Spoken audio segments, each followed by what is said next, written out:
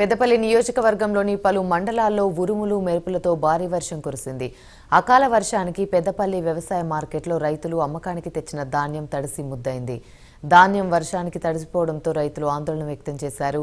తడిసిన ధాన్యాన్ని ప్రభుత్వం కొనుగోలు చేయాలని రైతులు డిమాండ్ చేశారు.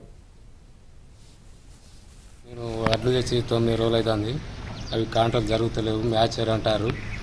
ఇప్పుడు మా బోనస్ కాశపడి మేము సన్న రకం పెడితే దిగుబడి కూడా తక్కువ వచ్చింది. దీని నష్టపరిహారం గవర్నమెంట్ మాకు చెల్లించాలి. వర్షానికి తడిచినాయి, లేటు కాంటల్ అవుట్ల దీనికి నష్టపరిహారం గవర్నమెంట్ చెల్లించాలని మేము రైతులను కోరుకుంటున్నాం. ఈ నష్టపరిహారం చెల్లించకపోతే మేము పెట్టిన పెట్టుబడి కూడా వచ్చేందుకు లేదు. అదే భయం ఉన్నది. గవర్నమెంట్ మా రైతులను చూడాలి. మ్యాచర్ వచ్చినాయి కానీ పెట్టలేదు. 3 రోజుల నుంచి వెళ్ళి తడుచుకుంటా ముద్ద అవుతున్నాయి.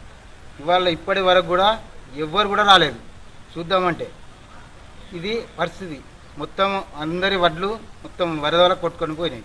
మొత్తం ఊరిలో కూడా పైన కూడా ఎవరు రాలేదు ఇప్పటి వరకు.